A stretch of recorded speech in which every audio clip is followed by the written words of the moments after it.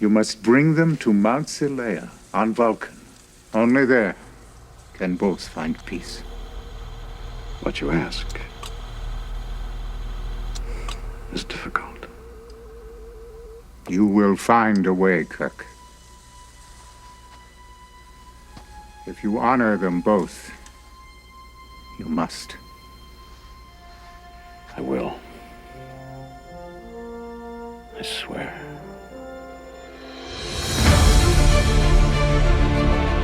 Bridge to all decks. It is a brand new episode of Enterprise Incidents with Scott and Steve, and boy, does it feel good to say that. I'm Scott Mance. And I am Steve Morris, and I feel like I'm coming back to life, like I'm being revived in some way. Well, remember, we are back because we are celebrating the 40th anniversary of Star Trek III, The Search for Spock, and we are joined by one of our favorite guests, and I must say, a guest who has joined us on our most downloaded episodes like Space Seed and Journey to Babel. Johnny Roca. Cannot imagine anyone else to join us here on our deep dive on Enterprise Incidents for Star Trek III, The Search for Spock, than you after we did Trek 2 and Trek 1 and Trek 6 and other Treks to come. Welcome aboard. Permission to come aboard. Yes. Thank you, guys. I'm very excited to be back. Very excited to be doing this with you all. I know it's been a bit, so the three of us getting together is always a great thing, no matter what we're getting together for, but it's especially great when we're getting together for Star Trek. So I'm very excited to be diving back into this one, especially after all of these original films have come out in 4K and we can enjoy them in even new and different ways and pick more things out of these new versions that I'm excited to discuss and talk about.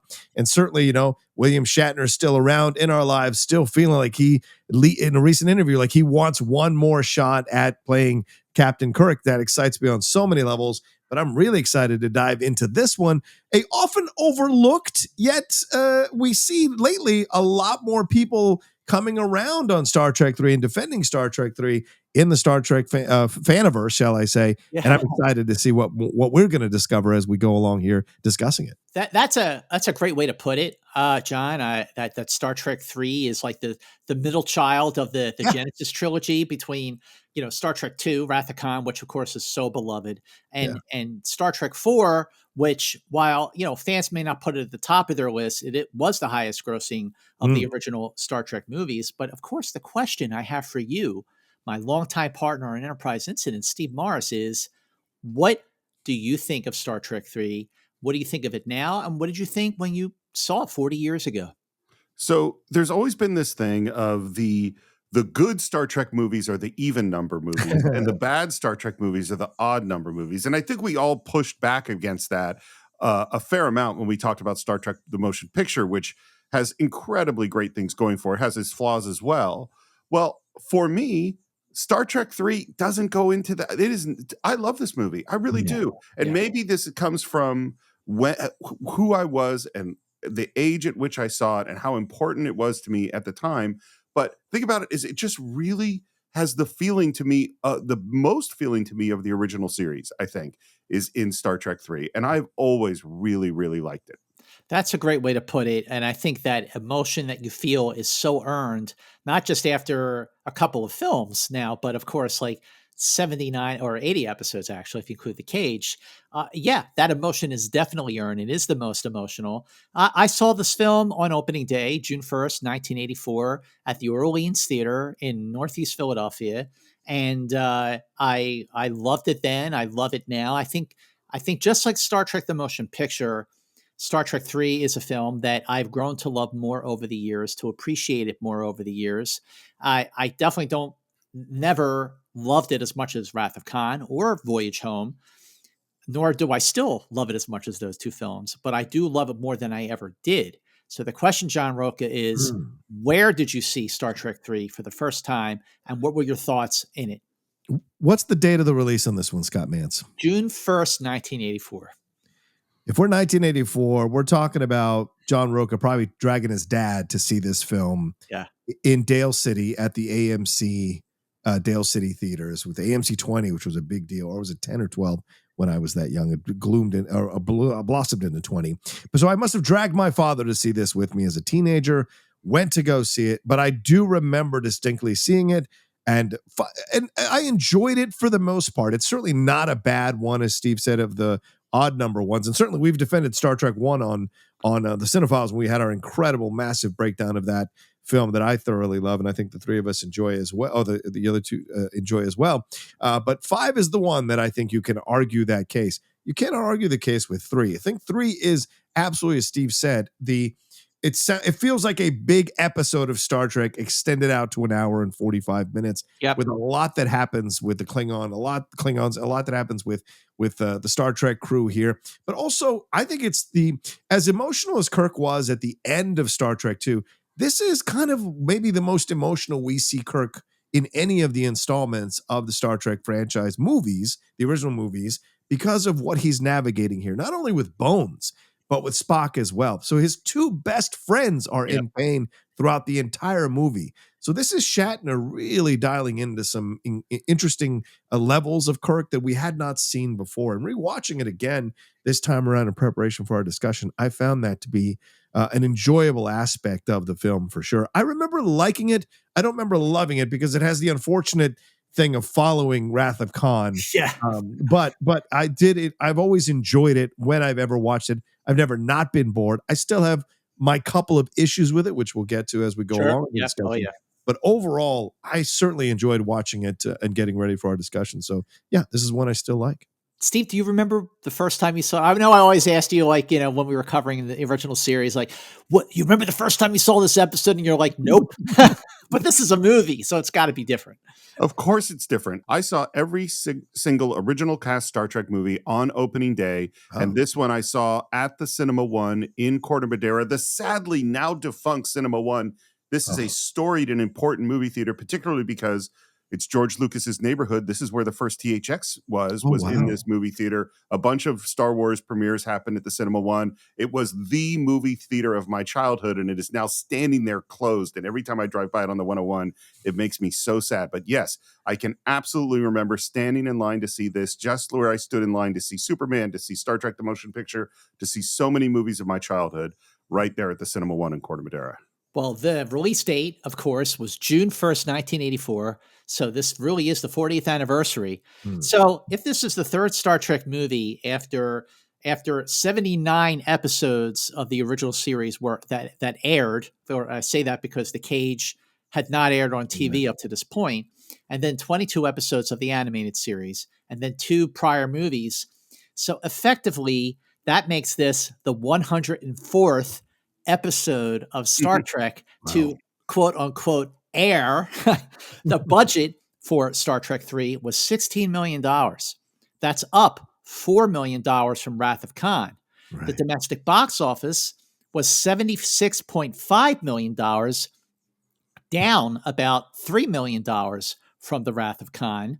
It was filmed between August 15th, 1983 and October 20th, 1983. The score, returning composer James Horner, who did Wrath of Khan, conducting a 105-piece orchestra. Of course, James Horner did Aliens and he did Titanic.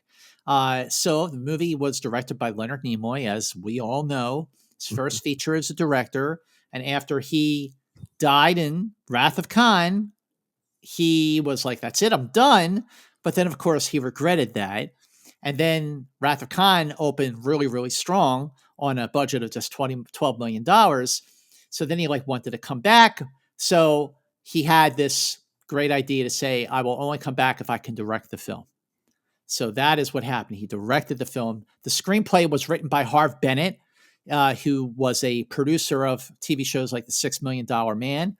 And he had produced also Star Trek II through the TV division of Paramount, not the feature film division, which is why the budget for these films were so low. This is the only Star Trek movie to have the name of a main character in its title. Bennett submitted a 20-page outline on September 16th, 1982. That's just 3 months after Wrath of Khan opened, and it was called Return to Genesis. When he started working on his screenplay, he started from the end. All he had was, Jim, your name is Jim. And Mm. he wrote it backwards, not like, like walking backwards. He wrote it from end to beginning versus, Leonard Nimoy also did work on the story, but was uncredited. But it was his idea to finish the movie with the Vulcan ritual. Now, there was some pushback because, of course, the suits of Paramount were like, well, what about the big battle scene? What about the big fight scene like you had at the end of Wrath of Khan, or that you have in all these other big, huge science fiction movies? And he was like, no, this movie is like really for the fans who wanted me to come back. And we have to give a moment for them that they will emotionally connect to after, even then, decades of just devotion to Star Trek. And that did pay off. I just had a thought, Yeah. which is, there's so many times where the star athlete says, that's it, I'm going to retire. And then they come back. Or the musician, the band breaks up. That's it. We're over. And then we have the reunion tour. Often to not so good effect, Yeah. Like frequently it's like you actually retired too early, but no, you shouldn't have come back. There's a lot of that. And I think what's weird about this one is there's no other case where someone said, no, I'm done, I'm retiring. And that became part of the story. Like we wouldn't have the greatest Star Trek movie ever made, Wrath of Khan, if Nimoy didn't want to stop playing Spock. We wouldn't have that. Right. And we wouldn't have the rebirth if he didn't change his mind and come back.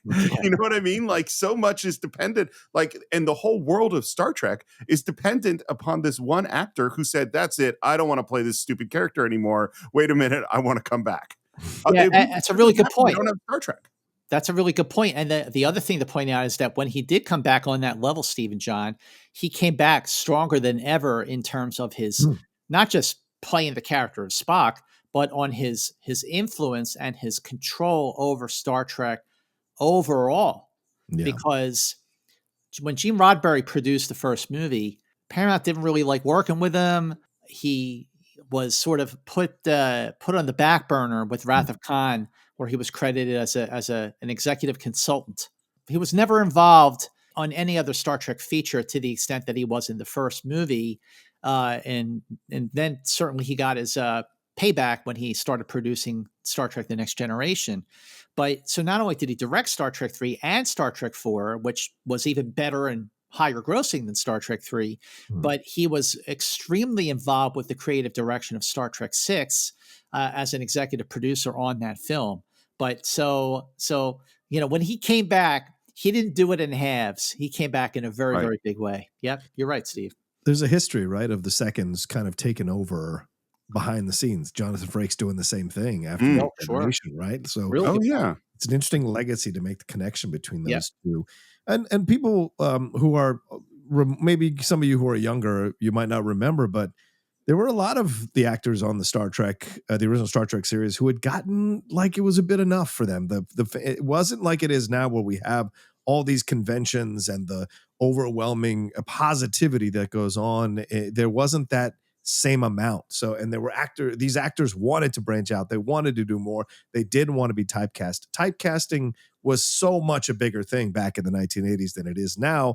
Plenty of actors now go into franchises and branch out into other things, and it's no big deal. They don't get just labeled as this one thing.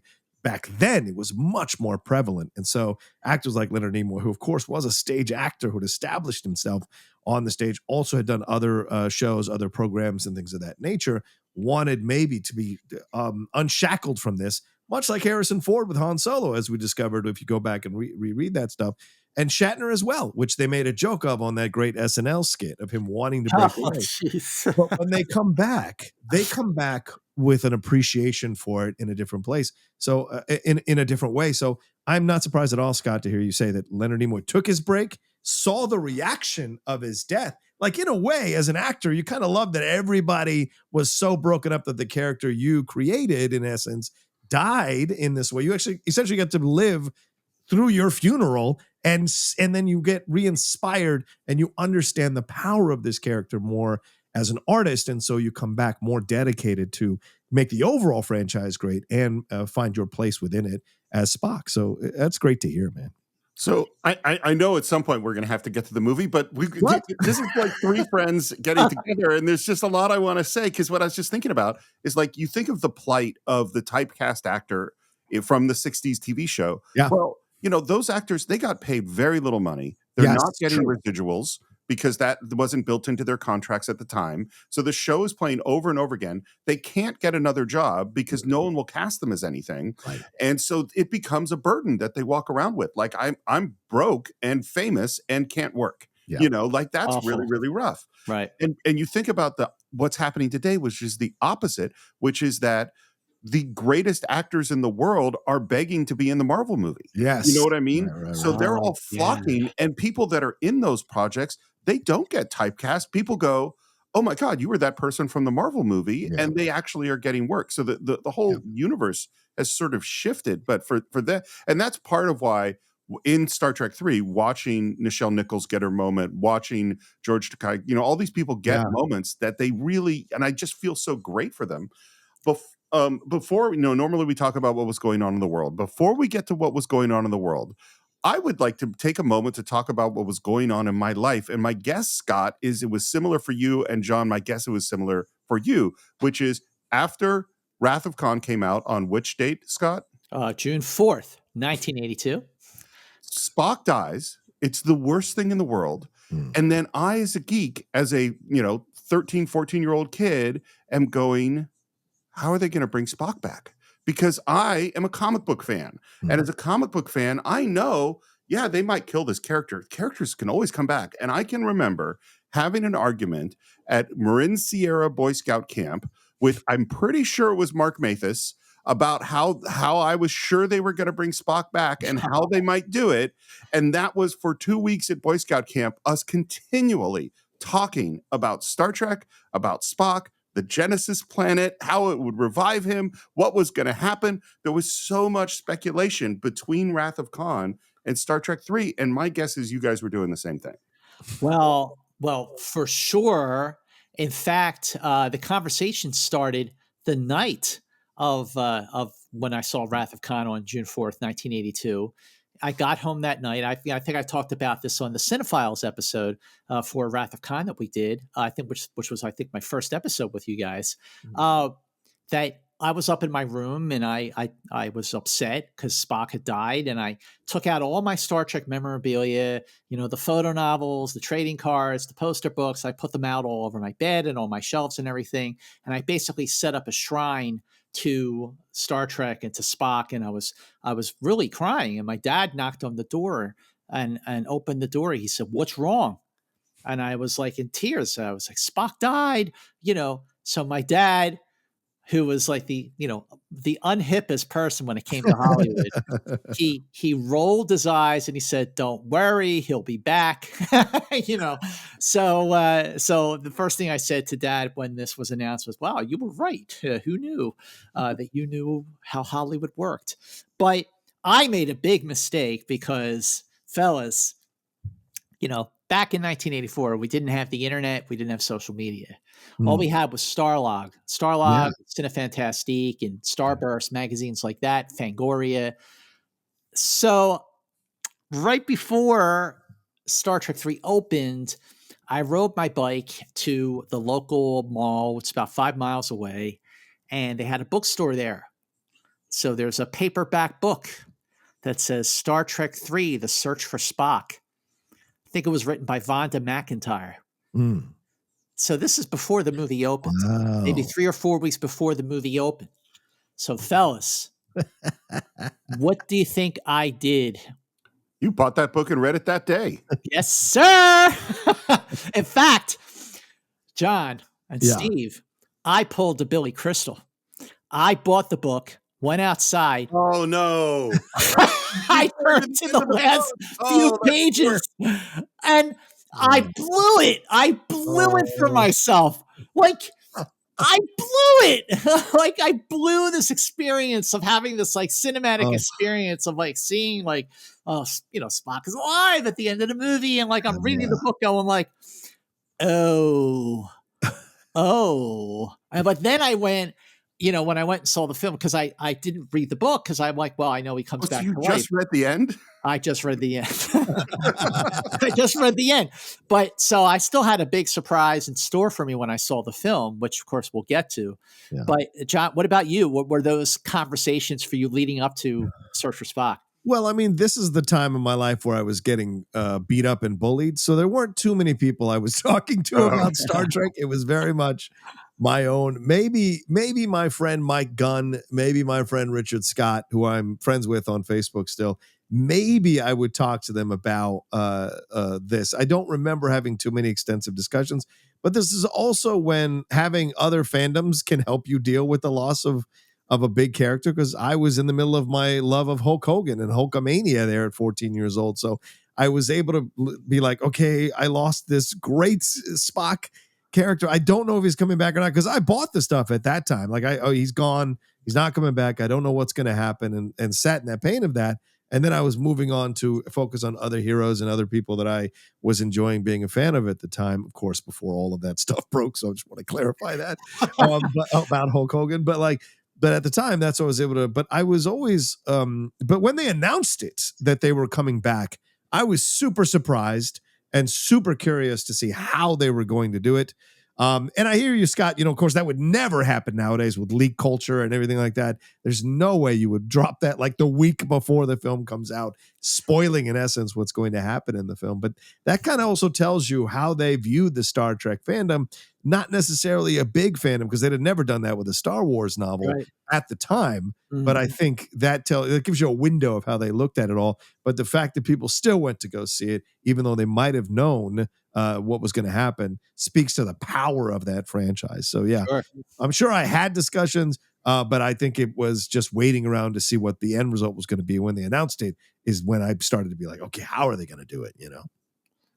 So finally, would you like to know what was going on in the world when this was released the week of June 1st, 1984? Wow, this is going to sound very different from the other, what was going on in the 60s, Yeah, huh? because we left off in what, 74, 75, a decade that's earlier? right. So the first on June 2nd, Welcome to the Fun Zone, hosted by Dr. Demento, premiered on NBC TV. Wow. Demento getting a show? I didn't know that. Wow. The Tony Awards for Best Play went to The Real Thing by Tom Stoppard, and La Cage aux Folles wins Best Musical. Wow. This one just is crazy to me. This isn't news or anything, but Arnold Palmer on June 4th failed to qualify for the U.S. Open for the first time in 32 years. It's just so crazy to me that, to not qualify means you really, you're way past your prime. I had no idea, because don't follow golf, that he had continued to play, 32 years later and then didn't qualify. Yeah. There is a major album that was released on June 4th, 1984. Yes. Is it Born in the USA? Correct, Scott. Oh, yes! Wow. Oh, way to go. It is not even a Beatles thing, Nope. but I still knew the answer. I would have probably bet on you getting that, but that was a very impressive one. Wow. Yes. Also on June 4th, DNA was successfully cloned for the first time from an extinct animal. On June 6th, one of the most important video games of all time was released. It is a video game so important it's had a movie based on it. Wow. And it was a video game that was created behind the Soviet bloc. Wow. Wow. Oh, I know what it is. You do. Tetris. Tetris was released. Wow. Yes. And on June 8th, a movie was released that I can only imagine knocked Star Trek 3 way out of the top box office. The Terminator. No, it is Ghostbusters was released June 8th, Yeah. 1984. Makes sense. Yeah. And that was what was going on in the world when this film came out. Wow. Yeah, you know what? I was just listening last night to because I just watched a documentary about the band on Netflix. So I was listening to Seven and the Ragged Tiger from Duran Duran. And, I was a big fan of Duran Duran back because, Rio and, Please Tell Me Now and all that. 84 was like between the movies and the music. 84 was almost like as strong as like 1982 with all the genre movies that had come out that year. But yeah, Star Trek 3, I don't think, and I still don't think it has the staying power in terms of like being up there like Wrath of Khan was with 82. But I think, Search for Spock is a really good movie for me with some really great moments. That's how I see it. Yeah. Right. Yeah, no, I feel that way. Shall we get into the film? Wow. Yes. Let's get into the film. So it opens, there's this mysterious music, and then we have this choice that I find really fascinating, and I want to hear your thoughts on it, which is we start back at the end of Star Trek 2, which is, it very much reminds me of Rocky, where the Rocky movies, we start at the end of the previous Rocky movie. Yes. But the way they do it is that we're in this very small black and white image, and as soon as you hear that first line, don't grieve, Admiral. It is logical. The needs of the many outweigh The needs of the few. or the one. and we're back in the most emotional moment in Star Trek history, as far as I am concerned. Yeah. How do you feel about this opening? Well, it's funny. I remember vividly seeing that opening for the first time and immediately going back to where I was at the end of Wrath of Khan when I saw that for the very first time. That emotion. And up to that point, Steve, you're absolutely right. It was one of the most emotional moments ever in Star Trek. And to this day, it still holds that title, that whole last scene between Kirk and Spock in engineering. The reason for that, to follow that with the Kirk's eulogy, and so Harbinet, like I mentioned, came from television. So what do you do when you have a 2-part episode? At the end, or at the beginning of part 2, say last week on the $6 Million Man, Exactly. there's this recap. So And there was a Sasquatch, and there was this tunnel you had. Sorry, go ahead. yeah, right. Oh, of course. Yeah, the Bionic Woman was there too. So he said, well, I'm sure that all the fans who saw part 2 are going to see part 3. But what if someone who sees part 3 didn't see part 2? So that's what this beginning was, is it served as a recap. And he brought that on. He wanted to do that because of his background in television. And that's what you did when you had to be continued at the end of part 1 and picked it up in part 2. But the fading from the black and white to the color, and with the image starting small and getting bigger and bigger as the moment passed, that did bring it a very dramatic and emotional impact, much more of an emotional impact than you usually get from those last week on Battlestar Galactica, kind of things. I think the first thing you said is what's so effective is it instantly puts you right back into this emotional place. And I think, as a first-time director, this is an interesting choice to have it start in that small black and white until we finally get to that moment in the eulogy where Kirk says, Of all the souls I have encountered in my travels, his was the most human.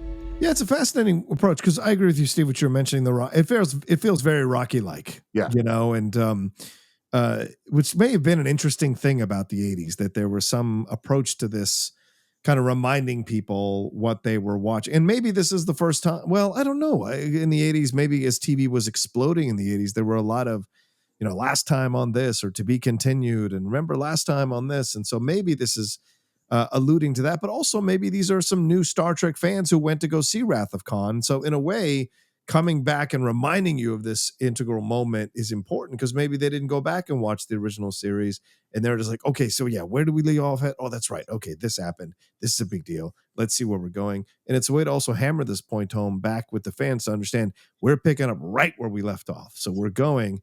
And it could also be symbolic of Nimoy going, yes, I was on TV, but now I'm branching out. I feel that way too. Yeah. Yeah, because it very much starts as a TV image. Yes. And then we get to hear Nimoy's version of the classic intro speech. But when you hear Spock's Space the Final Frontier, it's basically lifted from the end of Wrath of Khan. So when I was rewatching the film, to prep for this episode, special episode of Enterprise Incidents, it occurred to me that after the counterclock incident in the animated series from 1975, you never heard William Shatner's narration of Space: The Final Frontier ever again, because it was Nimoy in the films, and then you had, of course, Patrick Stewart in Next Generation, and then you had Nimoy again at the end of the 2009 Star Trek movie, and then you had the whole Kelvin timeline cast at the end of Star Trek Beyond. And I went, oh man, like you never heard Shatner say that again. That's crazy. I didn't think about it, but yeah, that's wild. Yeah. And then we're moving through the trees and we realize we're on the Genesis planet and there is Spock's coffin. And we're just like, yes, okay, I understand what this movie is. And that you remind me, Steve, that torpedo tube, seeing that image, which was also lifted from the end of Wrath of Khan, was the reason why Nicholas Meyer had no interest in doing the search for Spock. Oh. For one thing, he thought, we said, we're going to kill Spock at the end of Star Trek II. Like, why are we not sticking to that? The second thing is, when the studio started to, backpedal on that plan, and they had, one of the producers go up and shoot the torpedo tube in Golden Gate Park, they did that without Nicholas Meyer's knowledge. And so he was really pissed off, and that's why he said, absolutely no way I'm going to do Star Trek 3. But that opened the door for Nimoy to do it. So seeing the torpedo tube reminded me, oh, that's the image that upset Nicholas Meyer to the point where he walked away from doing any of their Star Trek movies. Until, of course, he co-wrote Star Trek 4 and then, of course, directed Star Trek 6. And as the titles are playing, I will say, because by the way, as I think I mentioned before, I never, for whatever reason, I never became a Starlog reader. I never read those magazines. I never did any of that. And this is why I'm not a Geek Buddy on the Geek Buddies, because the Geek Buddies are the most that I've ever paid attention to those things. I've always just loved the stories and the characters. I read the comics. I didn't read about the things. So there is one credit that came up on the screen, and I can remember seeing it in the movie theater that made me feel so good. And that was when the credit comes up for Mark Leonard as Sarek. Yeah, that's a really good point. I don't know if I knew that Mark Leonard was going to be in the film. And then we go to a personal log, and I think they do a really interesting thing. And I think it completely works. And it is almost a complete betrayal of the end of Wrath of Khan, which is the end of Wrath of Khan is, despite the fact that Spock has died, when Carol Marcus asks Kirk, how do you feel? He says, I feel young. Because it's a movie where it starts with Kirk in a state of ennui, where he's sad and past his prime and not commanding the Enterprise. And then he goes to this adventure and he has a rebirth. And yet now, as we go into his personal log, that is not how Kirk is feeling at all. He is even sadder and more lost, I think, than he's at the beginning of Wrath of Khan. That, Steve Morris, has bothered me for almost 40 years. Wow.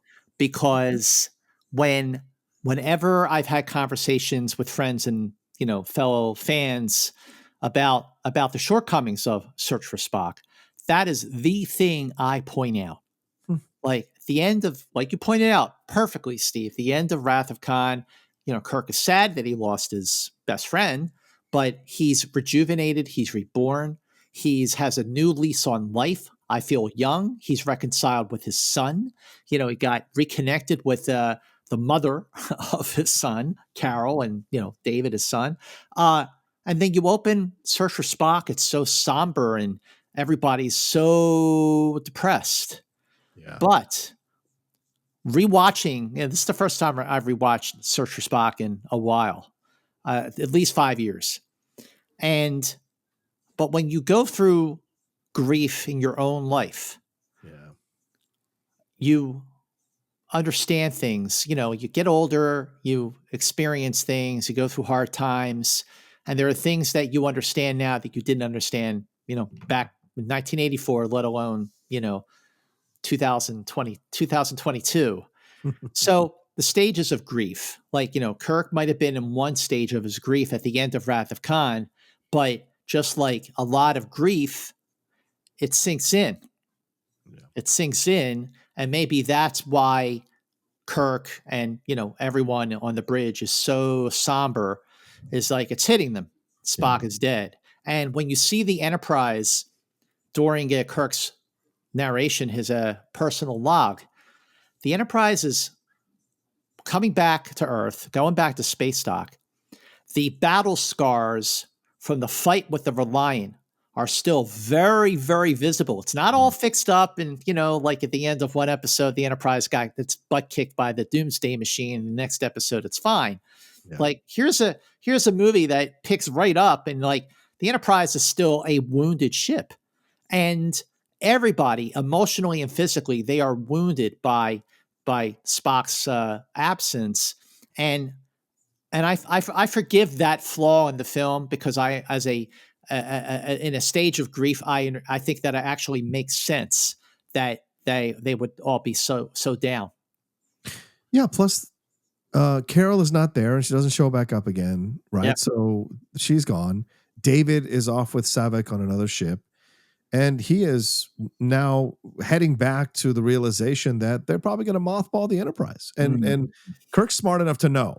Kirk's smart enough to sense and know that once they pull in, they might be, even though he, was later, I'm sure you get to that scene, Steve, where he's kind of like, what are you talking about? I'm sure he already suspected that this was going to happen to the Enterprise. So yeah, in that moment, you honor Spock's sacrifice and you feel reborn and you feel excited, but then the real emotion of the loss starts to settle in, and it can change your point of view. And that's what Kirk, there's Kirk's arc is through these three movies. It is 2, 3, and 4. His arc is so interesting through these three movies. And as much as he was in as you said, Steve, Star Trek 2, that's about like, I can't deal with the fact that I'm getting old and I used to be a young whippersnapper. I could do it like I used to. Right. Now you're dealing with loss in this middle thing. What's this all about? And getting it back. So finding some closure, and then you're going back in time, in essence, to do something positive that will, in the end, give you back your love of being in command and being on the ship. So I think all of it just works so well, but I can understand having issues with it, but I agree with you, Scott. It's funny how when we get older, we look at things so differently from when we were 20 years old watching movies and the messages that were in those movies. And when we get older, we go, oh man, I kind of understand it. Because you know why? Because when we were younger, old men were writing these movies who had been through shit. So now we're the old men who've been through some shit, and we see it differently. So yeah. Old men, by the way, in their 40s. Right. So, exactly. That's what I mean. Yeah. You know what's so great? This is why I love having these conversations. Is I was never bothered by the opening of Star Trek 3, despite the fact that it contradicted the end of Star Trek 2. And Scott, you and John, you both just made it make sense of why it actually works really well. Yeah. Which is as you said, it's the stages of grief. Like you have these moments of truth and understanding as you go through your grief, and you have these moments of like, man, I'm alone. Yeah. And it's what he says in the moment too, after he talks about, that Sarek and his son David are on the Genesis planet, and most of the training crew are gone, so the Enterprise feels like a house with all the children gone. And then he has this line. The death of Spock is like an open wound. It seems that I have left the noblest part of myself back there on that newborn planet. Yeah. Wow. And by the way, this scene was the first scene that was filmed for the movie. Scene on the bridge of the Enterprise, August 15th, 1983. Open, like action. This is what they shot. Yeah. I never thought about that line. I left the noblest part of myself. I always liked the scene, but I didn't think about it until preparing for this conversation. Yeah. And I went, what does that mean? That Spock have been the noblest part of Kirk? And then I started thinking about all the times where Kirk was leaping ahead and about to do something really destructive, and Spock reined him in. And whether it's Devil in the Dark, whether it's Errand of Mercy, there are all these places, arena, where Spock is the person that says, wait, hold on. Right. That Kirk without Spock is not actually as noble as Kirk with Spock. That's an excellent point. You're right. I mean, this is why really the three of them, we haven't even gotten to McCoy yet. The three of them completed each other. If I could borrow the line from Jerry Maguire, you complete me. But it really, This is the first time, again, like you pointed out, that the fact that the Enterprise, all the trainees are gone, and Saavik and David are gone, and Kirk is Carol is gone. Like, yeah, he's feeling the loss and he is grieving. Yeah, there is no Captain Kirk in the way we know Captain Kirk without Spock. They were essentially the perfect couple in essence on Star Trek. And yeah, Bones is the great fun person in between of the threesome, shall we say? But the two of them have always been, and I agree. And by the same token, Spock is not Spock without Kirk. Of course not. Absolutely both not. Of them are so essential for the overall creation and way we see these characters, that one could not exist without the other as effectively as they do together. So we're heading towards space dock. There's a tiny little moment, but I love it, which is where Kirk says, Mr. Chekhov, I'll need a pre-approach scan. Take the science station, please. and Chekhov looks at the science station. Yes, sir. Great moment. Yeah, great point. Yeah. Great moment. And you know what else, Steve? I thought about it. And this is what happens when you don't watch something that you've seen over and over again, but then you don't see it again for a long time. And also when you watch it again after having 102 conversations that have picked apart. I know where you're going. And I hadn't thought about it, but I think I know where you're going. All right. Tell me, Steve Morris, where do you think I'm going? The first place that we see Chekhov is at the science station in Cat's Paw. in Cat's Paw, and that we get the sense that he's a Spock disciple. That Spock was the guy who was. I hadn't thought about it. Is that what you were going to say? That Steve freaking Morris is exactly what I was going to say. I never thought about it, but you're right. I have it in my notes. The first time we see Chekhov, if we go in production order, we're talking about. Of course, the only way to go through Star Trek. The only way to go is in Cat's Paw when we see Chekhov at the science station. And then you have other episodes where Chekhov takes the science station because Spock is not there. And here he is in a subtle, nuanced moment of continuity from the original series. I don't even know. I would love to ask Harp Bennett. I mean, of course, he had passed on, but if that was like a deliberate sort of like nod to the original series when Spock wasn't there, Chekhov was there. Yeah. So then we hear, first of all, from Uhura that there's some stuff going on with the Genesis planet and Starfleet isn't communicating with them. And then we get one of the great Scotty moments, which is, How much refit time till we can take her out again? 8 weeks, sir. But you don't have 8 weeks, so I'll do it for you in 2. Mr. Scott, have you always multiplied your repair estimates by a factor of 4? Certainly, sir. How else can I keep my reputation as a miracle worker? And Kirk says, "Your reputation is secure." it's a nice, like, thank God, some levity, because it was getting a bit much. Here's what I think about it. I remember in the movie theater because I can remember seeing this and just busting out laughing because it was so perfect. And I also think this is a totally bad thing to introduce for all the future of Star Trek because now everyone's thinking this, Yeah. I'm more in that camp when he said that, because I'm like, that's always been one of the fun things about Scotty. Don't tell me that he's been doing this on purpose the whole time. I don't like that as a back and forth. Yeah, but I mean, Scotty, were you BSing us? Yeah, the whole on the Doomsday Machine or these other places? Like Kirk could have gotten off. You were just waiting for the last possible minute to beam him off when you could have beamed him off earlier. Come on, Scott. It's like Kirk saying, "I didn't sleep with all those aliens. I was good." Yeah. It ruins the myth and the mythology. Then there's a really interesting moment, which I feel like you've brought up before, Scott, which is there's this young crew member who says, I was wondering, are they planning a ceremony when we get in? I mean a reception? A hero's welcome, son. Is that what you'd like? Well, God knows it should be. This time we've paid for the party with our dearest blood. So yes, so we have talked about that. In fact, we talked about that in one of the earlier episodes of the original series when we were watching the kids in Miri, because one of those kids was actor Phil Morris. He was wore the Army helmet. He was one of the kids who sort of kidnapped Rand and started beating up on Kirk at the end of the episode. An episode which, by the way, greatly improved after our discussion on Enterprise incidents.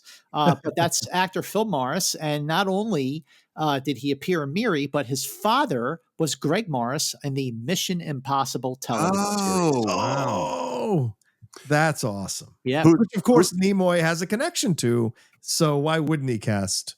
Yeah, that's great. And so and both of those shows were produced by Desilu Studios. Right, of course. Yeah.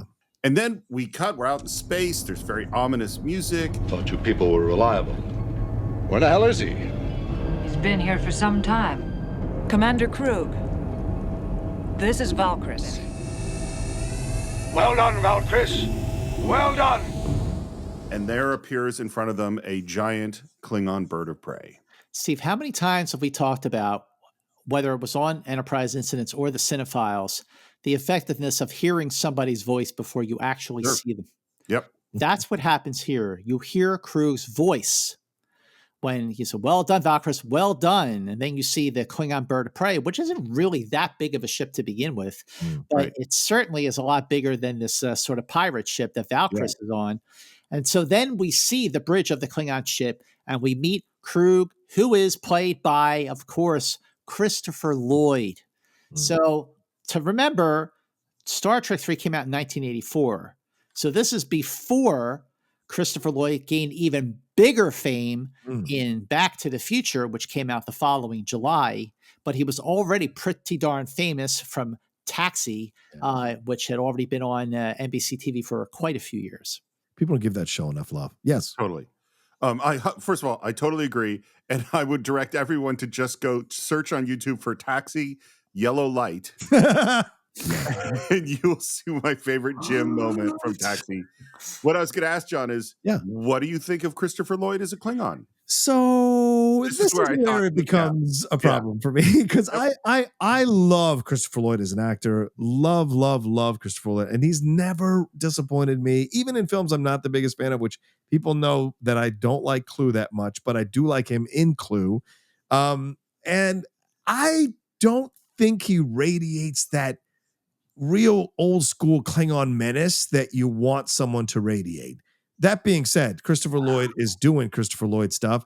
And when the death of David happens, the callousness in Christopher Lloyd's performance is so effective that he does make you hate him by the end. So that when the battle happens with Kirk, the one-on-one battle, it's very satisfying, the end result of it, because of the callous and cold approach he takes to the death of David. So I may not like him initially. I don't buy his menace initially, but as the film goes along, I do start to accept the ferocity and the absolute loss of empathy that this man has, that this Klingon has overall. So that's my full opinion on him. See, that vexes me. I'm terribly vexed. Well, I'd hate for you to be vexed. I mean, I am really surprised to hear you say that, Johnny, because I thought Christopher Lloyd was fantastic as Kruge. And the reason, again, because I watched this movie for the first time in a while, after just having such a completely informed revelation about the original series as a body of work, as an overreaching arc, especially when it came to the Klingons, because I'd said this before, Steve, when we were talking about Day of the Dove, and my favorite Klingon from the original show was Michael Ansara. Because I felt like, even though I loved John Colicos' core in Errand of Mercy, I thought Michael Ansara was the actor who really, truly embraced what the Klingons were and were to become. And I felt like every actor who played a Klingon after Michael Ansara based their performance on on the gravitas and the honor and of course the intimidation, the command that Michael Ansara brought to the role. So I really felt like Christopher Lloyd was an extension of that. And I thought his performance was great. In fact, I think his performance is one of the absolute highlights of The Search for Spock. Because, this is Nimoy's first time directing. It's being produced by the TV division of Paramount. Yeah, there are parts of the film that don't feel epic, but I felt like Christopher Lloyd's performance was epic. So it's funny. I don't know why I had a feeling, John, that's not your favorite part of the movie, but I did. And I think it goes down to whether or not you see the Christopher Lloydness of his Christopher Lloydness. Yeah. or you don't. And like, because Christopher Lloyd is Christopher Lloyd, you know? And so like for me, and I think I love Taxi. So I knew who the actor was, but I didn't see Jim, and I still don't see Doc Brown in this performance. So I totally like him. But I also go, this is where there are certain sets of movies that I saw in certain parts of my life that I'm never going to be wholly objective about. Yeah. You know what I mean? So I do like him. We have this moment where we're transmitting some data. We realize this is the, you know, information on the Genesis project. We talk about whether they're going to get paid off. And I love this moment where he asks, have you seen it? She says, I have. Unfortunate. Understood. I think that little piece of dialogue says so much because, again, this is pre-Next Generation. We're still establishing what Klingons are. And I think this little piece of dialogue establishes a lot of what Klingons are, particularly when it looks like the ship is moving off and the captain is complaining about not getting paid. And she says, success, my lord, my love. Interesting. And then he says, you will be remembered with honor, and the bird of prey sweeps in and destroys the ship, killing his love. Interesting. Like what a powerful moment when she says, success, my lord, and my love. Like, oh, so they had a, you know anything about it. All you know that they have a history, and that history meant nothing because she saw something she wasn't supposed to see, and it cost her life, even after she went out on a limb to get Kruge this information in the first place. Well, I think I have a different interpretation of it in that I hear you that this is who the Klingons are, but I think this is a terrorist sect of the Klingons. Sure. Yeah. And so I think that's what you're seeing, because the Klingons have nobility. They have respect. There are rules of war and ethics. And usually, you know, as we saw in the original series, usually the Klingons had some level of, you know, like, we don't do this, right? But I think with him, as we see later when he's having a very uncomfortably close whisper to one of his officers there about what he wants to do, this is like someone who is like, it's almost like, how can I say this?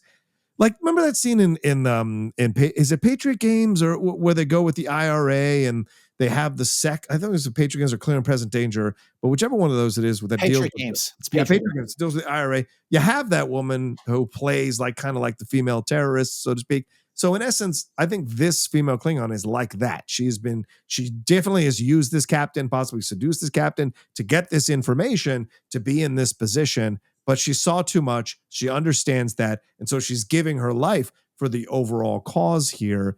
And we know that Kruge has no problem violating the treaty, violating the ethics or codes or the laws. He has no problem doing any of that. So I think this is more of a terrorist Klingon rather than a reflection of the actual full-on Klingon stuff. So that's just my 2 cents on it. When I look That's a very interesting perspective, and one that I'm not going to disagree with, because I think you're onto something.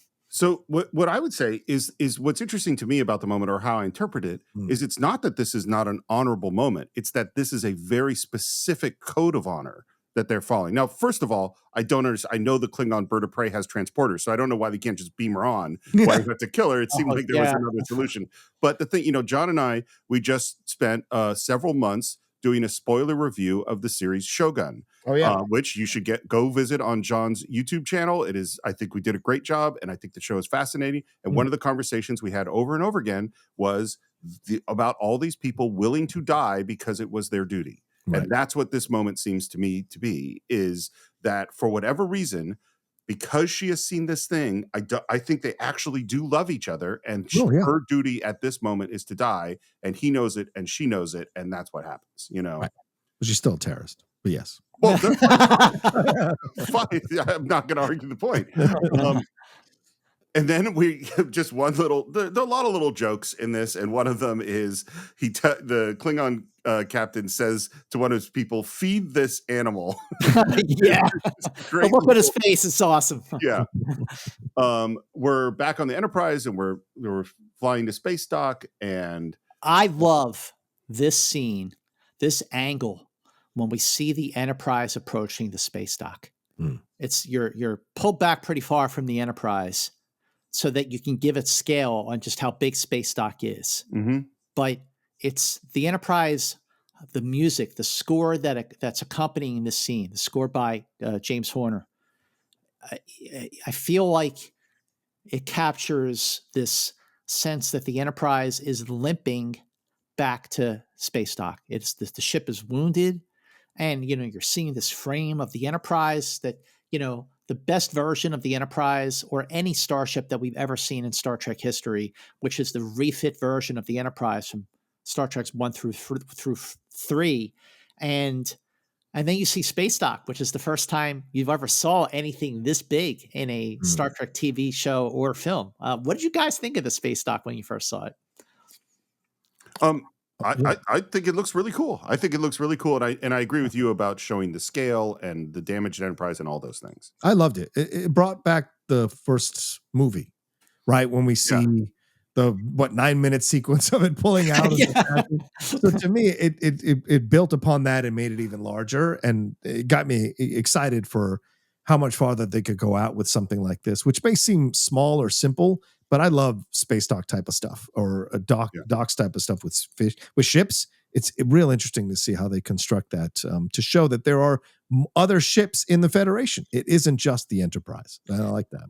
Well, speaking of other ships in the Federation, that image of space dock, of a ship approaching space dock, was reused in Star Trek: The Next Generation when you saw the Enterprise D approaching either that space dock or another space dock, and then you saw that space dock completely revised in season 3 of Star Trek Picard. So that was clearly a model, if you will, that the fans who made the show clearly loved. It was supposed to be, just to give you the sense of scale, and I think it worked. It was supposed to be 5 miles tall, and the model itself was 6 feet tall. So I thought ILM, Industrial Light and Magic, which did the visual effects for both Star Trek 2 and 3, I thought they did a really great job and on a very small budget. The one other thing too, this does not look like Star Wars. I think they did a great job creating. This is the aesthetic of Star Trek, and of course we pull into space dock, and there's this unusual looking ship, and we hear, "My friends, the great experiment, the Excelsior." She's supposed to have transwarp drive. Aye. And if my grandmother had wheels, she'd be a wagon. Well, Sulu, it's perfect that Sulu is the one expressing admiration for the Excelsior, because we're going to see him in command of the Excelsior in just a few movies. That's true. The Excelsior was designed by ILM as a better rendition of a Federation starship.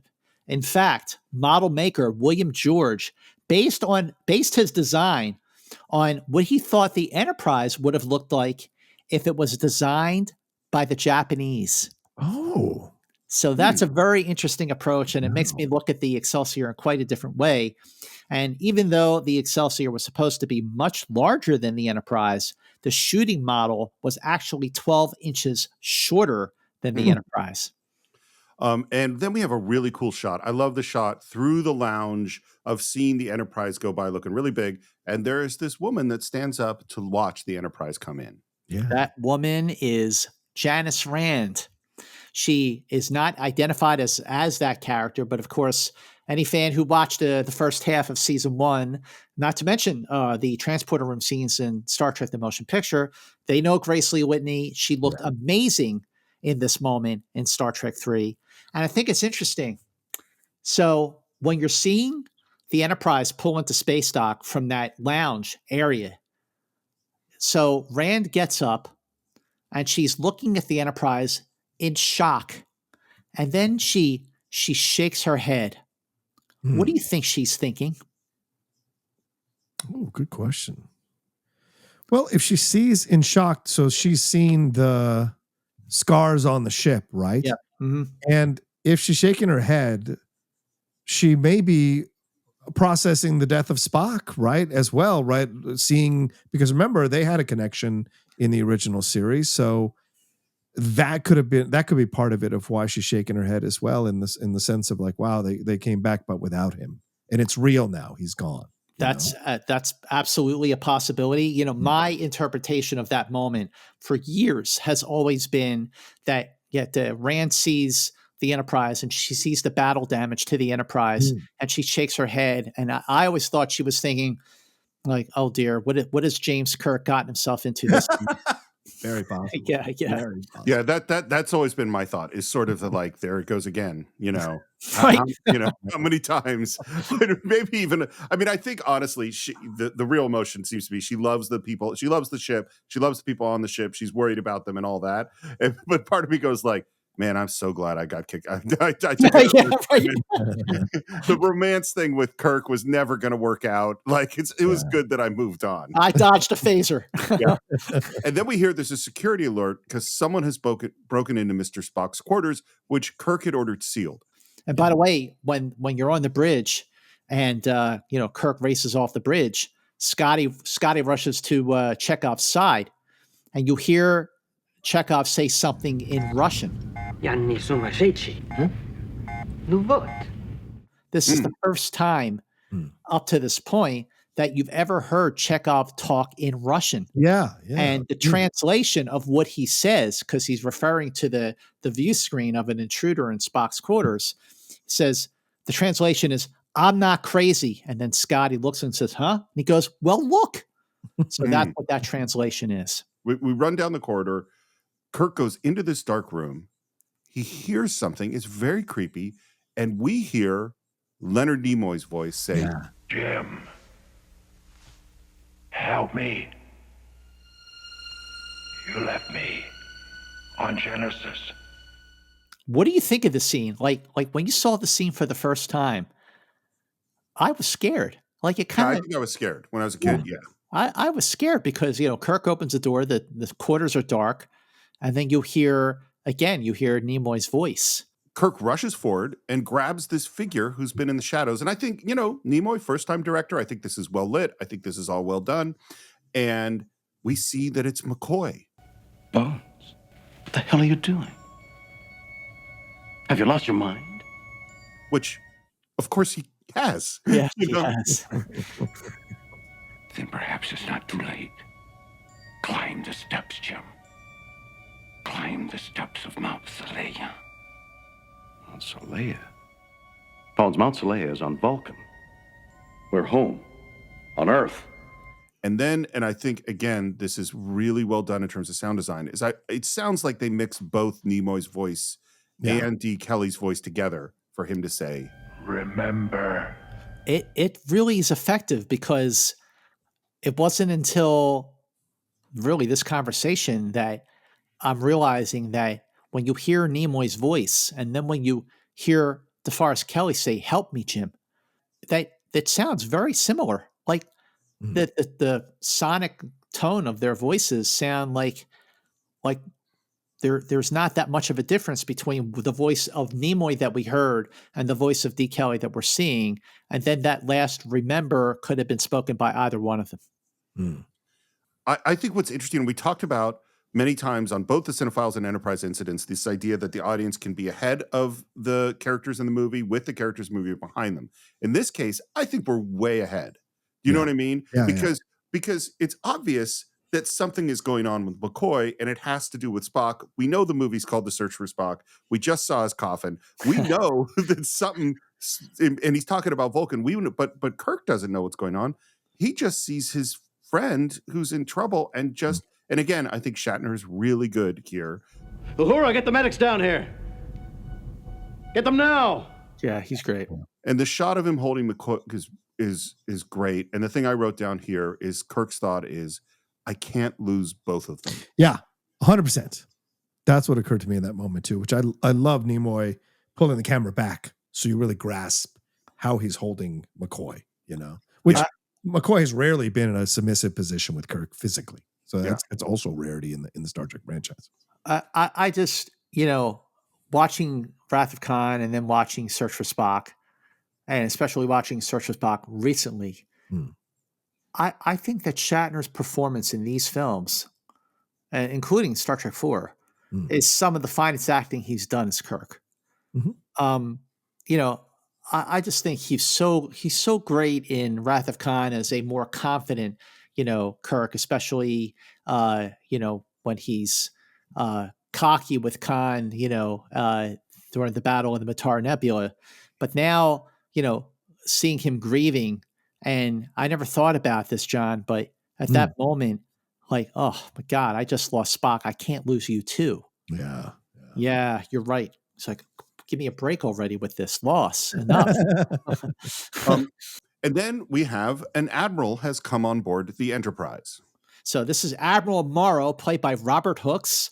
Robert Hooks, a very familiar face for a couple of decades now, thanks to TV shows like NYPD, in which he was a regular, Backstairs at the White House, the miniseries, Quincy M.E., WKRP in Cincinnati, Heart to Heart, and reunited with William Shatner in T.J. Hooker. He also had an affinity for airport movies. He was in Airport 77 and then Passenger 57.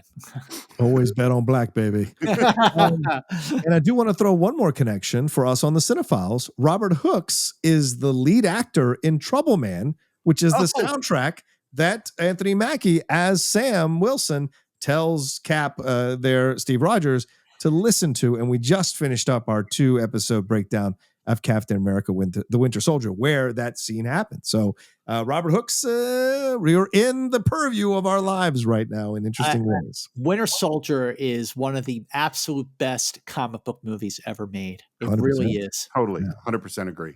And we find out a bunch of stuff in the scene. The first thing is Scotty's ready to go to work on the Enterprise. No, Scotty, you got to get the Excelsior working. First disappointment. Second disappointment is, well, who's going to work on the Enterprise? Nobody. It's 20 years old. It's going to be decommissioned. So 20 years old. I still have issues with this comment that the Enterprise is 20 years old. Like, 20, first of all, 20 is not old. Okay. It's just not. I mean, for a vehicle, it might be. You're looking at, if you're looking at the year this movie came out, 1984, 20 years old. So 1964 effectively is the year that they filmed The Cage. Okay. All right. So yeah, the Enterprise is 20 years old in that respect. But you have this refit Enterprise. She's practically brand spanking new. I mean, motion picture wasn't that long ago. And then you've got the 5-year mission of Kirk, and Spock and McCoy on the Enterprise from the original series. Then you have all those years that Spock served with Captain Pike on the Enterprise. And then before that, there was Captain Robert April of the Enterprise. So the Enterprise has to be at least like 50 years old, not 20. But, I was trying to justify it. Remember, Steve, how I justified Chekhov being on the Enterprise spacey because of the star dates?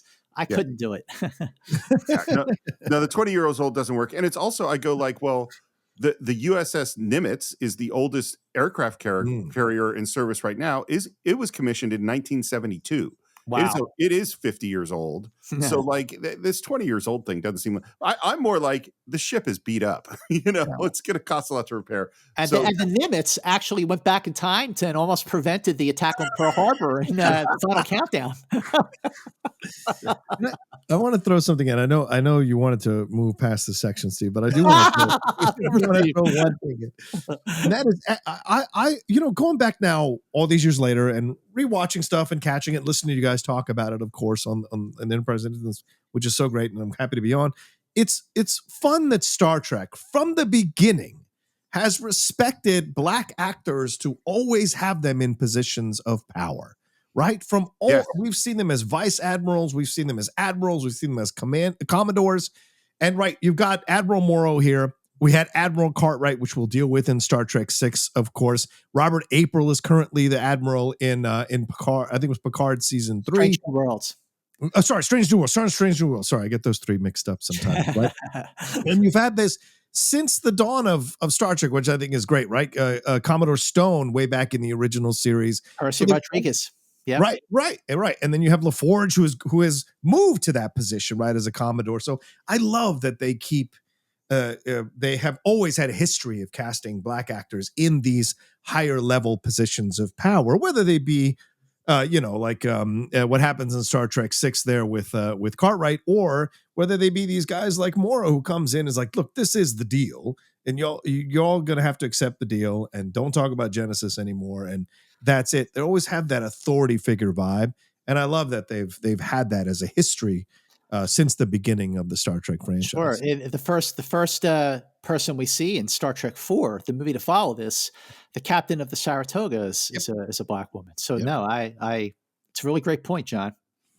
And the final thing we find out is Genesis has become a galactic upset, and we definitely can't talk about Genesis. The first rule of Genesis is don't talk about Genesis. The first rule of Genesis.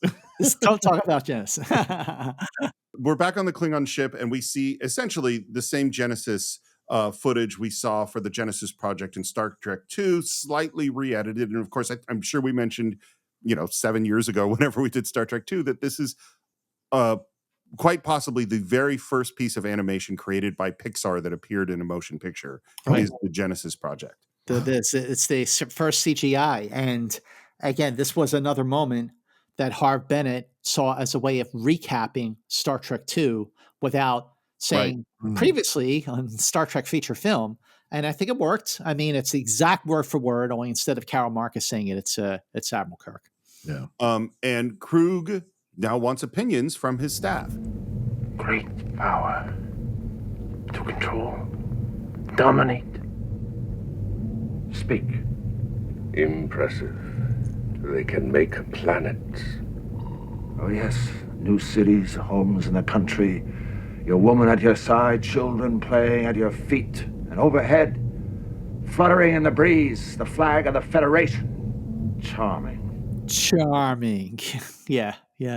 That's terrorist talk. That's terrorist talk. He is upset at the Federation because he sees the Federation. And as we see nowadays, right, we're much more politically aware of American foreign policy and what American foreign policy has imposed on countries for decades, how they've deposed leaders, how they've worked in black ops, all these kinds of things. So you can understand why you might have a Klingon terrorist sect within the Klingons who does not want peace. And we see that obviously come to a culmination in Star Trek VI, who does not want this kind of Cold War peace. And we're still in the middle of the Cold War in 1984. Yes, we are. Between the Klingons and the Federation. So I love this conversation. And by the way, I don't know if you're going to say this already, Steve, but one of those Klingons is John Larroquette. Oh, well, John Larroquette, thank you for the transition there, Johnny. Yeah. So that's Maltz. Maltz is played by John Larroquette. Maltz, for a long time after Star Trek 3, my Star Trek fans called me Maltz instead of Mance. Sure. So that is not your cue to do the same. I'm just pointing that out because, Johnny, just like you, I got picked on a little bit for being a Trekkie. I will understand. But John Larroquette, of course, everyone knows John Larroquette from Night Court, the old version and the new version that's airing right now. He was also on Black Sheep Squadron, which I always refer to as Baba Black Sheep, and the John Larroquette Show. He teamed with William Shatner on Boston Legal. He was on The Librarians. Yes. And on film, well, he was in the movie Blind Date with Bruce Willis. He was in Twilight Zone, the movie. And I thought he was absolutely hilarious. I don't know if you guys covered this on the Cinephiles. Stripes. No, we haven't done Stripes. Yeah. Stripes absolutely holds up. Still really damn funny. And yes, John Larroquette is hilarious in that movie. We are going to this planet. Even as our emissaries negotiate for peace with the Federation, we will act for the preservation of our race. We will seize the secret of this weapon. The secret of ultimate power. Success, my lord.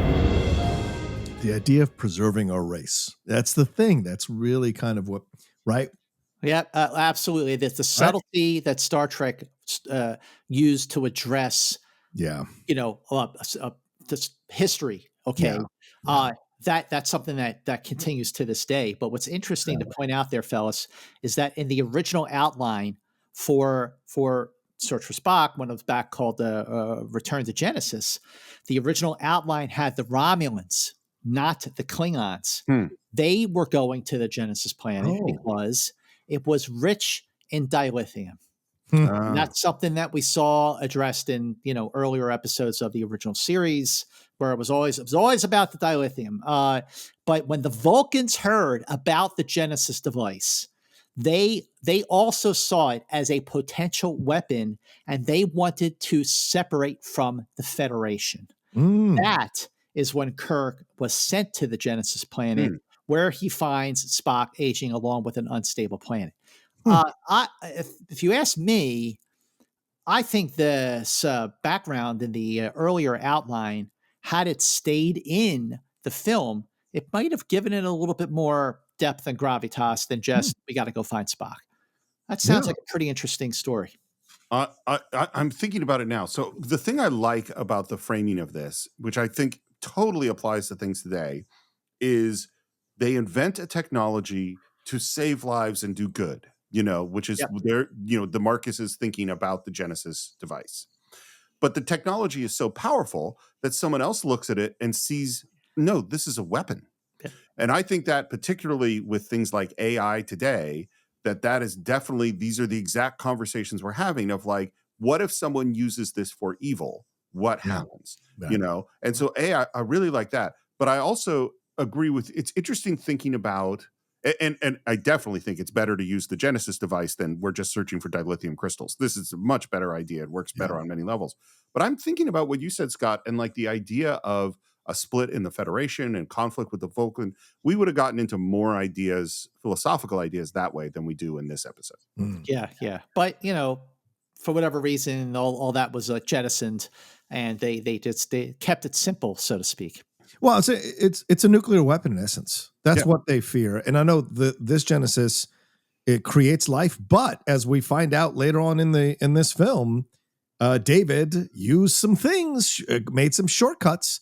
And so in essence, this thing, it doesn't work. It will destroy whatever it gets shot into. And so in a way, this is a nuclear weapon that's being paraded as this great weapon that could really even the playing field or give an advantage to one side over the other.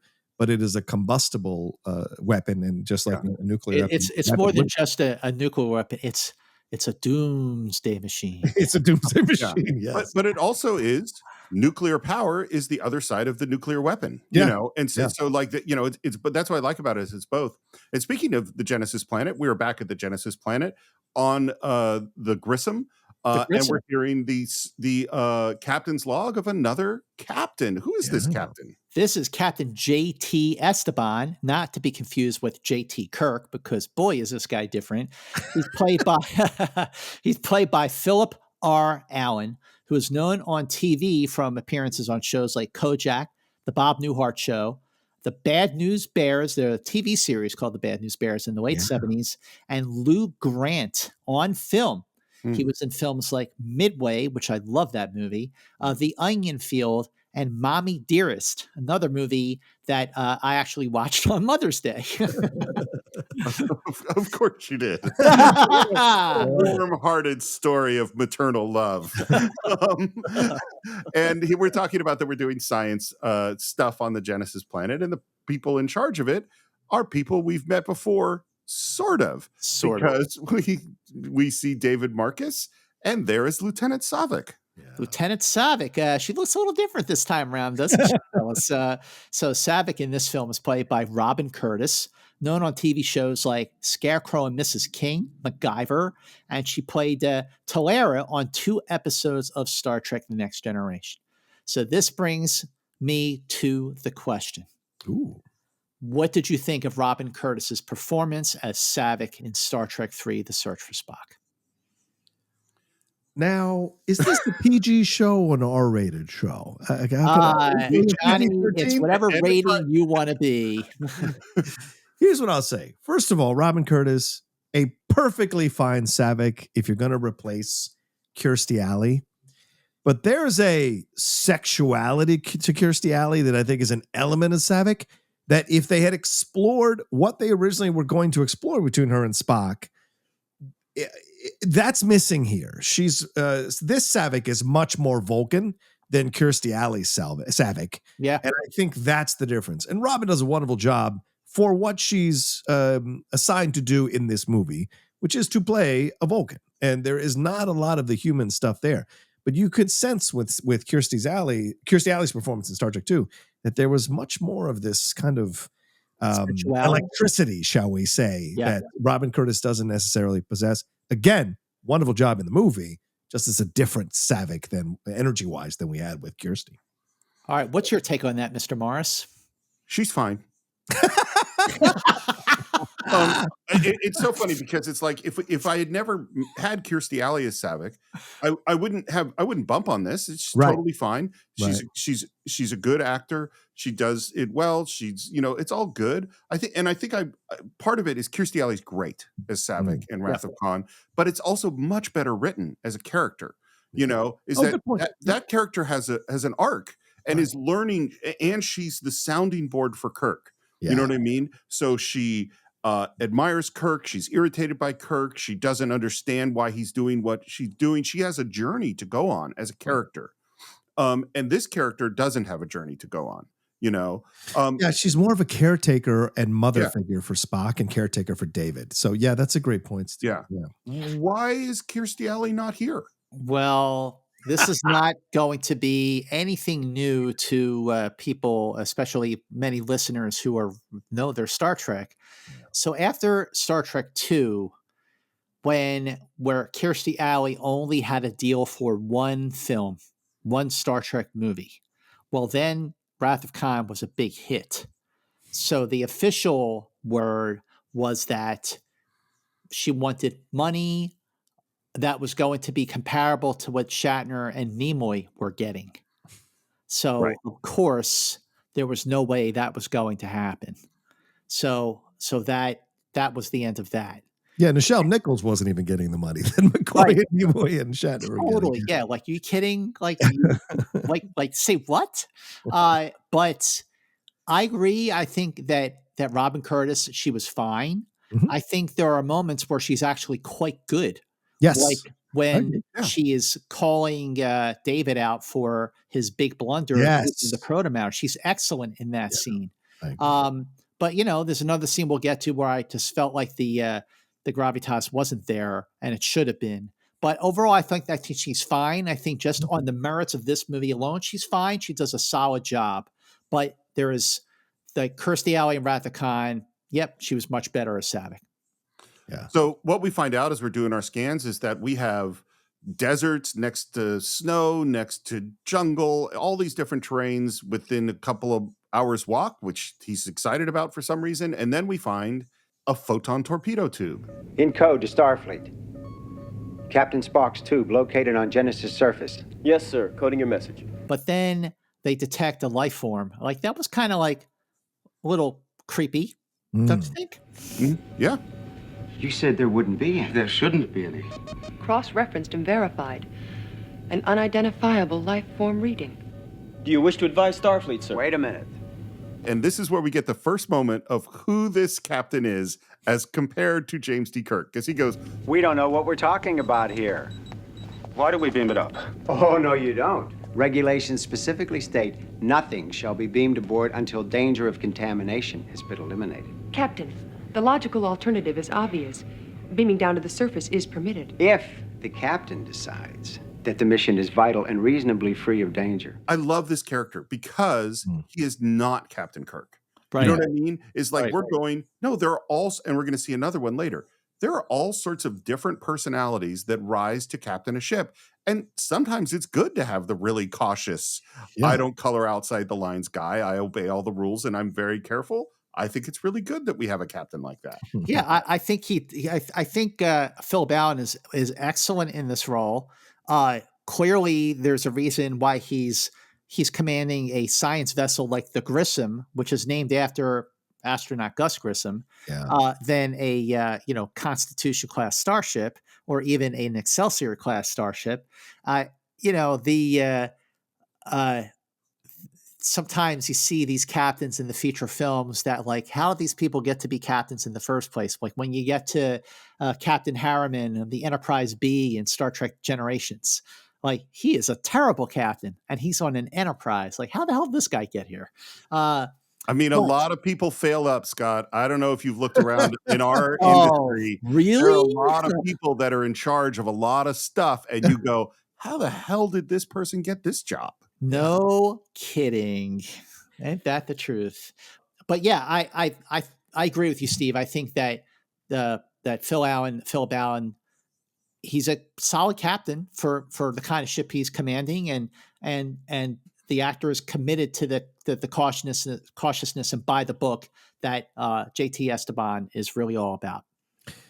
I also think this is if they had played this out a little bit more, I think it would have been interesting too. Because remember, Sarek is the one in Star Trek 2 who's like, well, we have to do things by the book, and this is a captain who does things by the book and defaults to it when he's afraid. Yeah, uses the book. So this could have been interesting to explore Sarek if we were to put an arc in the film about by the book versus the combo of by the book and your gut instincts, right? If you were to do an overall arc for Sarek, learning how to become a captain. That's a great point. That is a great point. That after quoting Regulations in Wrath of Khan and seeing the way that Kirk beat the no-win scenario in Wrath of Khan, and to have her growth as a character where she could have been like, hey, Captain Esteban, I was all by the book myself in the last movie, and boy, was I wrong about that. Grow a pair of balls and take some chances here. Well, sorry, did I say that? She could have side conversation with David about, man, this isn't like serving with your dad. This is a different thing. Yeah. And then, but I do have to say, I love the character of David Marcus. I think he's a great character. I think they handle him really well in this movie. Unlike Sarek, I think David is still 100% David Marcus. Captain, please, we'll take the risk, but we've got to find out what it is. Or who. And I wrote down in my notes, dun, dun, dun.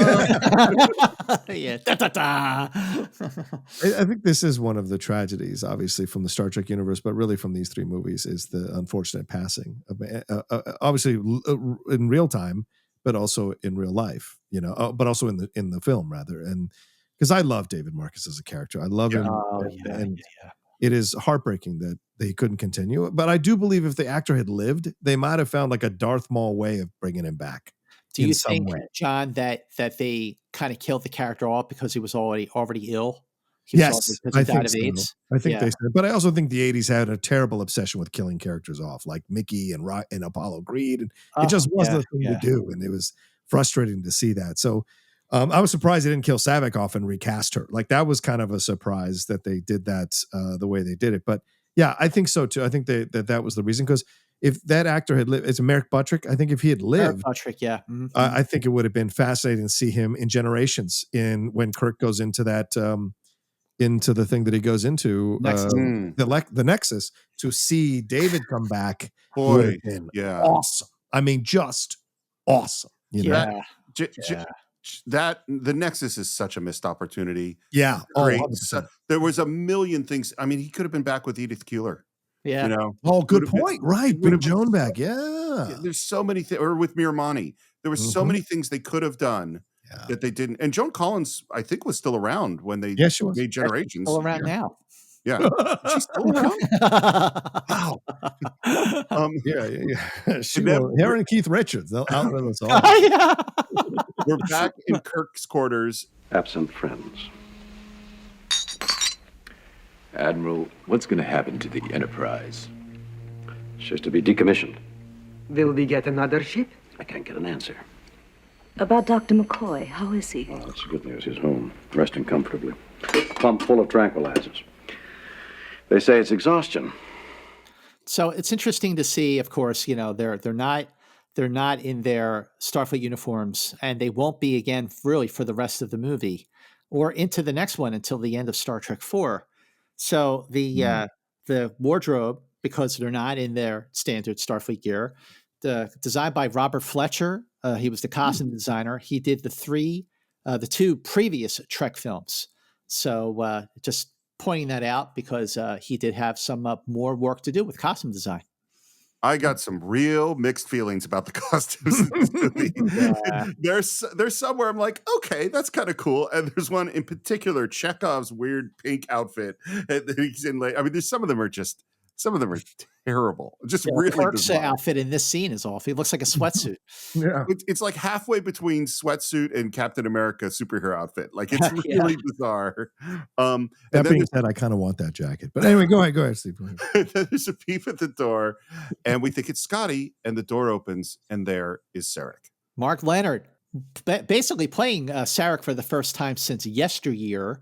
Of course, we only heard his voice in yesteryear because it was animated, but it is Mark Lenard's first time playing Sarek in more than 10 years. And it's his second Star Trek movie after he played the Klingon commander in the beginning of Star Trek The Motion Picture. And he comes in, and always one with elegant manners and great sensitivity to everyone else in the room. He says, I will speak with you alone, Kirk. Yeah, sensitivity was not a strong point. And they all go away, and I just go, man, Kirk's got a lot of weapons in his quarters. Like, he really likes those old guns. Ambassador, I would have come to Vulcan to express my deepest sympathies. Spare me your human platitudes, Kirk. I have been to your government. I've seen the Genesis information and your own report. So again, look, Sarek is not a warm and fuzzy guy. No, he's not. And Kirk thinks that he's talking to a father in the way you would, to a human. And so he's talking about how brave he was. Why did you leave him on Genesis? Spock trusted you, and you denied him his future. I saw no future. Only his body was in death, Kirk, and you were the last one to be with him. And we're going like, okay, what's happening here? I mean, and again, this is where I go, we're ahead, because we saw the scene with McCoy. The movie's called The Search for Spock. I think we're already figuring out what's going on. Let me ask you a question, guys. So the last time we actually saw him in live action was Journey to Babel. What was his relationship with Spock like in that episode, and everything really in their lives leading up to and including that episode? And now we see it was very cold. It was distant. They were estranged, and by the end of the episode, Spock saves Sarek because of through a blood transfusion. So now you have this appearance by Sarek. His demeanor is completely different. Yeah, like this overwhelming love for his son that we didn't see in Journey to Babel. And Spock isn't even in the scene in this particular moment. And, we're not going to see him for quite a bit. But it's just very interesting to see the evolution of Sarek, his affection for Spock in Journey to Babel versus in this movie, a movie in which Spock is almost not there. But Sarek is how can I say this correctly? He's a bit of a politician, Sarek, right? Like, he's an ambassador. I think his feelings for Spock obviously are legitimate, as well as they can for Vulcan, right? Because his mom is obviously more of the human affection there for him. But I think this is also attached to a Vulcan thing here, is that there is a ritual, there is a tradition, there is the things that you're supposed to do. And so for him so when he comes after Kirk, he assumes that Spock would have given this Katra to Kirk. And the fact that that it isn't that, I think is a fascinating moment to get a window into how Sarek looks at this. So yes, I think it's about his son for sure, and the love he has for Spock. But I think it's also about the tradition for his people. Like, it's important that a notable Vulcan like Spock get this kind of treatment. And then remember, he says, after he has this mind meld with Kirk, which I know you're going to get to, Steve, he says, then everything he has known is gone. And so there is also the loss of knowledge, right? And Sarek and the Vulcans very much cherish knowledge and education. And so there's also that element of it. So I think there's dual purposes for Sarek wanting to find out what happened with his son. Okay. I got a lot to say on this one. Sure. I hadn't thought about it until we started talking about it, but then I flash back to our conversation on Journey to Babel, which was a great conversation and obviously really dug into this relationship. And what I remember now from that conversation was how angry I was and how hypocritical I felt Sarek was when we really dug deep into his character. Is that he obviously has deep feelings for Spock. Right. He obviously cares a lot about him, and he's crushed all that, and he's pretending he's totally logical when he clearly isn't. And the hypocriticalness of Spock not following the Vulcan rules when Sarek went and married an Earth woman who he obviously also loves. Like, you're a hypocrite. And so here's now and this is not how I felt when I saw the movie the first time. I don't think this is what's in the scene, but it's kind of what we did all throughout Enterprise Incidents, which is sort of, well, if we connect all these pieces, what do we get to? And it's like, okay, we have Journey to Babel, where at the end of the episode, we feel like the walls have come down a little bit, that they've kind of healed a little bit their relationship. Yeah. And then I go, well, what happened after that? My guess is that Sarek didn't talk to Spock at all. I think Sarek did not have a close relationship after Journey to Babel. He kind of went back to where he was originally, and I think he feels really guilty. And that's why he's here, because he comes in and lays all this on Kirk, like, hey, dude, this is your fault. And it's like, yeah, maybe you should have given your son a call before he died. Maybe you should have done that. Like, it's kind of how I'm feeling now. And I love Sarek as a character. I think he's fantastic. He's a great character. But I actually, the more I think about him, and this was our conversation at Journey to Babel, I go, there's a lot that this guy is not dealing with. How very human of you, Steve, to believe he would do those things. Exactly. Well, it goes to the thing we talk about the Vulcans, and why I don't think the Vulcans are as well written later on is that Vulcans have emotions. They're not emotionless. They're controlling their emotions. They're extremely controlled. But Sarek loves Spock and he loves Amanda. Like, those are real emotions. He entrusted you with his very essence. With everything that was not of the body, he asked you to bring him to us, and to bring that which he gave you, his katra, his living spirit. And Kirk is like, what are you talking about? Yeah, what are you talking about? And I do love, and Shatner's so great. Sir, your son meant more to me than you can know. I'd have given my life if it would have saved his. Believe me when I tell you, he made no request of me. Which, of course, we know is true, because not only did we watch Wrath of Khan, but we replayed the scene. Like, we know that Spock didn't make any request. He would not have spoken of it openly. And this reminded me, Scott, of something that we talked about when we did Amok Time, which is, okay, Vulcans have this crazy thing that happens to them every 7 years that is super important, but they can't tell anybody about it. This is not a good system. Spock, if there's this thing where Spock has an eternal soul, and if he has to give it to somebody before he dies, and then he can live forever, but you don't tell anybody about it, this is a dumb system. You know, I agree with you completely, but something went wrong with the system in this case, because if Spock had engaged with Kirk and said, remember, and put his katra in Kirk, I think it would have been a completely different story. And, of course, they would have already been back, back to the Genesis planet by now, getting Spock's body. Or maybe they never even would have left Genesis in the first place. But it's in McCoy.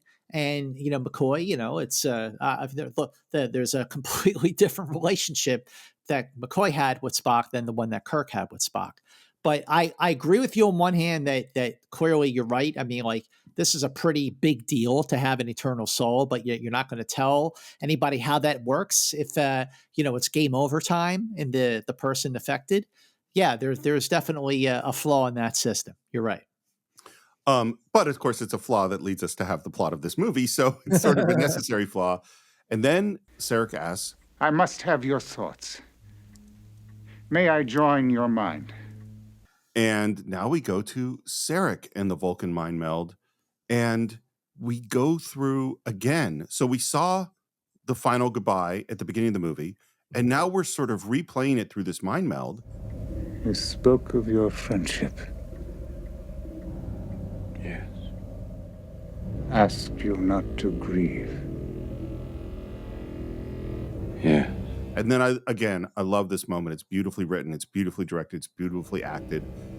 The needs of the many outweigh. And we're in a close-up of the eye. The needs of the few. And now we're on the lips. Or the one. First of all, that's beautifully directed. Yes, I love the way we're relieving it. And it's so painful because Kirk says, Spock. Yeah. Yeah, right. And I just went, oh, Sarek, you just took Kirk and put him back in the most painful moment of his life. Or one of his. Kirk's had a He lot did of ask painful him. moments. Said, can I have your mind, Kirk? He did. He ask. asked him, but it's rough, you know. Oh yeah, totally, You know? for sure. Well, and this is where I go. Something we talked about a lot on the show is Kirk is a tragic figure. He's a person who goes from tragedy to tragedy to tragedy and keeps going. Yeah, I think sometimes people are really unfair to the character of Kirk because they see Shatner first. The character of Kirk, if you could separate the Shatner connection, is a phenomenal character to dissect and break down. And Steve, you're absolutely right. The tragedy, what he holds on to in order to survive, in order to complete the things he wants to complete to. And this is against everyone who is constantly telling him to stop doing the things he's doing. Not just the Klingons, the Federation, his fellow commanders and captains, sometimes his crew, sometimes his best friend, sometimes his wife, his son at times. So there's all kinds of things that are always battling against him. But Kirk has this North Star of belief in what he thinks is right or wrong. And again, if you separate Shatner out of it, it is and whatever your feelings are about Shatner, it is a fascinating character to dissect and break down and see the arcs of his character as we go along through the time of the franchise. You know, totally, absolutely. I mean, you know, we did our separate standalone episode on who is Kirk. You're right. He's an incredible character. But watching the scene, the way it was shot and directed, and you know, as the dialogue goes back and forth between Sarek and Kirk, you see Kirk's eye on the close up get sadder and sadder and fill up when Sarek says, "I had been and always shall be your friend," and you hear Kirk whisper. He says, "No." Yeah, it's emotional. It's effective. Like it really gets to you, no matter how many times you see it. You know what thought I just had? Because I just, railed on Sarek a moment ago and said terrible things about him. But in the next moment, he's genuinely kind. Yes. Because he says, "Forgive me. It is not here. I had assumed he mind melded with you. It is the Vulcan way when the body's end is near." Which I don't, and here's the thought I just had. He just mind melded with Kirk. He felt the full depth of Kirk's love for his son. He also felt the death of his son through Kirk. Yep. And so I think the Sarek, just as we talked about the evolution of Spock is the most important journey in a lot of ways of all of Star Trek. I think the Sarek after this mind meld is different from the Sarek before this mind meld. Quite possible. You are so right. You're so right.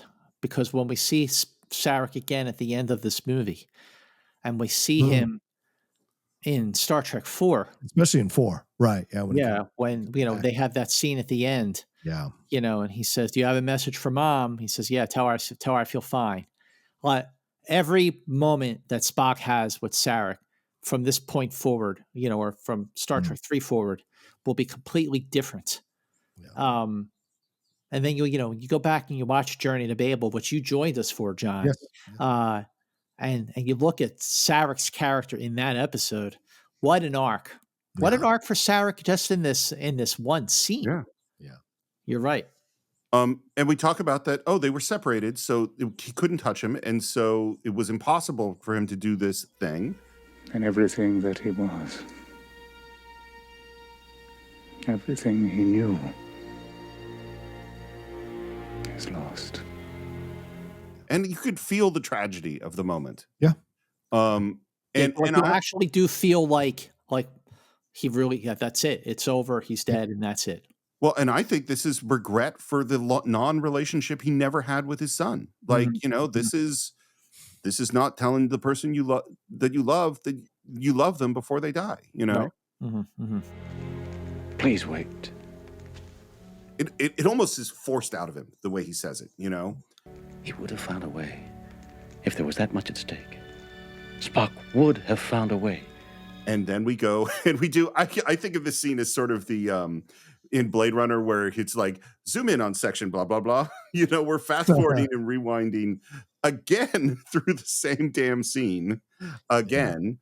And we see where they're separated. We go back a little bit further, and then we see Spock and McCoy. You're not going in there.